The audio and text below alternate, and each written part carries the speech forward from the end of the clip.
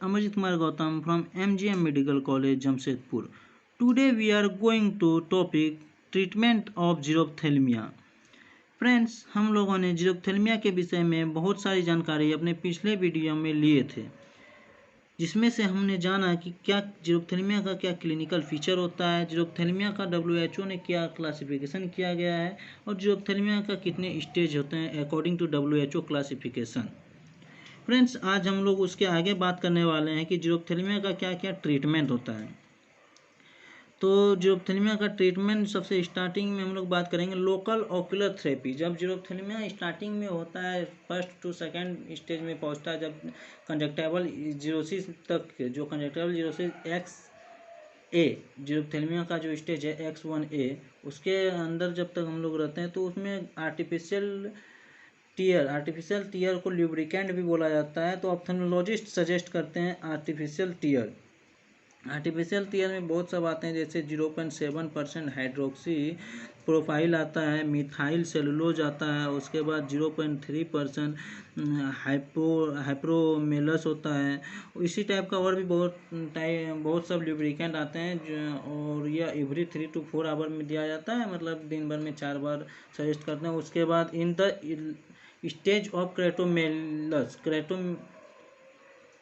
क्रेटोमेलेशिया का स्टेज आप लोग फ्रेंड, जब ये क्रेटोमेलेशिया का स्टेज मतलब हो गया ये कॉर्निया के अंदर, तो कॉर्निया तक जब बात पहुंच जाता है, क्या लिखा हुआ है, in the stage of keratomalacia full field treatment of the bacterial corneal ulcer should be instituted. क्या बोल रहा है कि जब वो क्रेटोमेलस के स्टेज में पहुंच जाता है, फुल फील्ड ट्रीटमेंट दिया जाता है हम लोग का कॉर्नियल अल्सर का।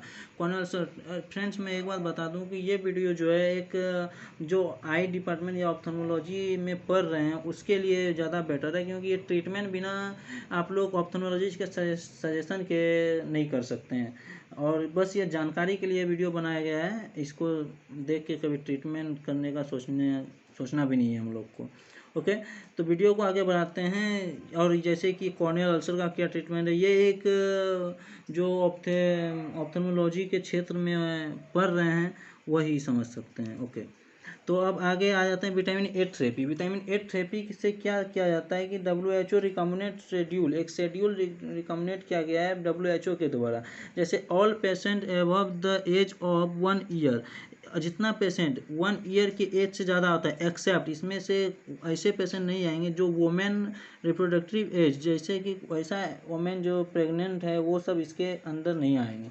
और ऑल पेशेंट, जितने पेशेंट हैं 1 ईयर से ज़्यादा, बट वोमेन जो प्रेग्नेंट है वैसे वोमेन नहीं आएंगे, वो सबको 2 लाख IU ऑफ विटामिन ए का 2 लाख IU यूनिट होता है, वो दिया जाता है विटामिन ओरली, और 1 लाख बाय इंट्रामस्कुलर इंजेक्शन के द्वारा 1 लाख, और ओरली टैबलेट के द्वारा 2 लाख IU दिया जाता है, जिसके ये सब ऑप्थेल्मोलॉजिस्ट सजेस्ट करते हैं अकॉर्डिंग टू एज, सब चीज़ देखते हुए।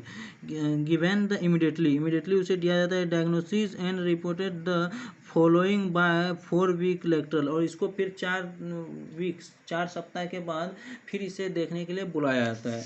नेक्स्ट फ्रेंड हम लोग देखते हैं चिल्ड्रन में क्या गया था, under the age of 1 year से छोटे बच्चे में जब विटामिन ए डिफिशिएंसी देखा जाता है, तो children of any age whose weight less than the 8 kg, और चिल्ड्रन का वेट 8 kg से कम हो, ऐसे या तो 1 साल से कम हो, और 1 साल के अंदर और 8 kg से कम हो, should be treated with the help dose of patient of more than 1 year age. जितना 1 ईयर, जैसे कि 2 लाख हम लोग IU दे रहे थे, 2 लाख IU दे रहे थे ओरली, तो यहाँ पे उनका हाफ कर देना है, 1 लाख IU ओरली देना है। और जहाँ पे इंजेक्शन, इंट्रामस्कुलर इंजेक्शन के द्वारा हम लोग दे रहे थे 1 लाख, तो यहाँ पे 1 लाख से कम करके 50,000 कर देना है। ओके, नेक्स्ट आता है वुमेन विथ रिप्रोडक्टिव एज या प्रेगनेंसी, जब आर नॉट, ठीक है, ऐसा वुमेन जो रिप्रोडक्टिव एज से मतलब प्रेग्नेंट वगैरह है, तो उसके लिए ये नहीं है। एंड डोज है, उसके लिए क्या, डोज हैव द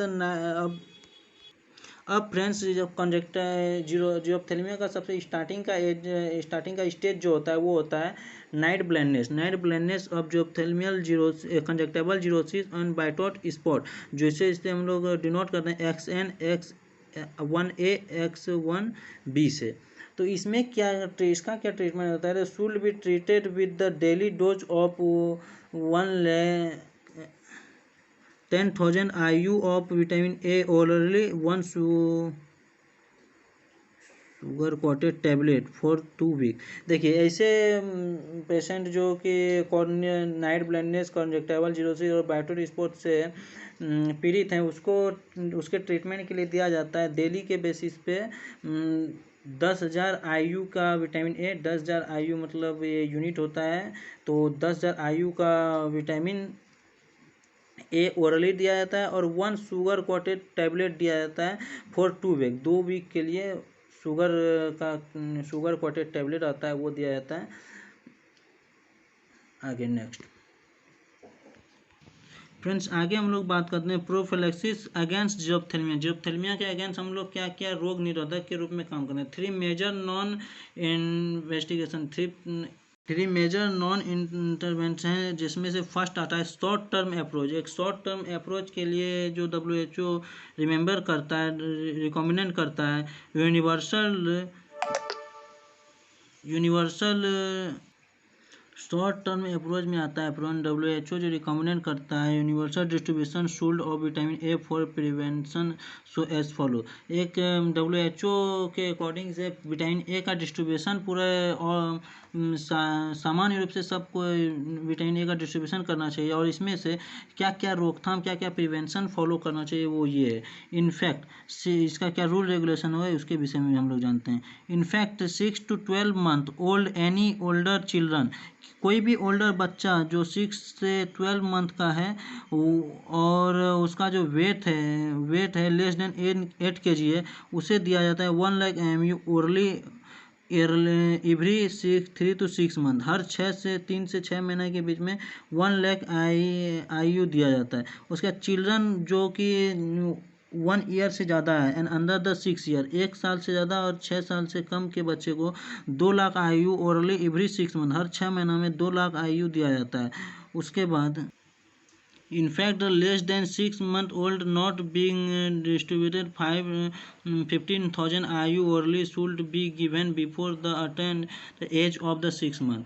क्या बोला जाता है कि 6 मंथ के एज में जो है उसको 15,000 का ओरली डिस्ट्रीब्यूशन भी दिया जा सकता है बिफोर अटेंड द 6 महीनों के पहले, अगर 6 महीना तक वो टच नहीं किया है तो। उसके बाद Indian since August 1992 under the programme named child survival safe motherhood CSSM, child survival safe motherhood, क्या बोला गया है कि इंडिया में एक प्रोग्राम अगस्त 1992 के अगस्त में, इंडिया में 1992 के अगस्त में एक प्रोग्राम चलाया गया, जिस प्रोग्राम का नाम था CSSM, child survival safe motherhood. इसमें से इस प्रोग्राम के अकॉर्डिंग बच्चे को जब जिस प्रकार से टीकाकरण लगता है उस समय, जैसे कि हम लोग देख सकते हैं कि फर्स्ट डोज जो होता है वो 1 लाख IU का होता है, जो कि 9 महीने के एज में लगता है। जब उसको मलेशियस वैक्सीन लगता है 9 महीने के एज में, एक मलेशियस जो चेचक का वैक्सीन होता है वो भी लगाया जाता है, उस समय दिया जाता है। उसके बाद फर्स्ट डोज, उसके बाद सेकेंड डोज का पारी जब आता है 2 लाख IU दिया जाता है 18 मंथ के एज में। जब वो 18 महीना का हो जाता है, उस बूस्टर डोज ऑफ DPT और DVT, जब उसको बूस्टर डोज लगता है DPT और OPV वैक्सीन का, तो उसी समय दिया जाता है सेकेंड डोज। और थर्ड डोज दिया जाता है 2 लाख IU के एट द 2 ईयर एज, जब 2 ईयर एज का बच्चा हो जाता है उस समय थर्ड डोज दिया जाता है 2 लाख IU का। आगे मीडियम टर्म अप्रोच, ये तो शॉर्ट टर्म अप्रोच हुआ। मीडियम टर्म अप्रोच में क्या कहता है कि approach include food fortification with vitamin A. Vitamin A का जो होता है, जैसे यहाँ देख सकते हैं medium term approach it include the food fortification with vitamin A. Vitamin A में खाने पीने को लेकर थोड़ा सावधानी बरती जाएगी, तो मीडियम टर्म अप्रोच के अंदर आएगा। लॉन्ग टर्म अप्रोच के अंदर आता है it implies the promotion of adaptive intake of vitamin A rich food. ऐसा खाना खाएंगे जो कि विटामिन ए उसमें बहुत ज़्यादा होगा, उसके तो वो लॉन्ग टर्म, जैसे ज़्यादा दिन खाते जाएंगे तो कुछ दिन के बाद वो हो सकता है। ये सब लॉन्ग टर्म में आता है।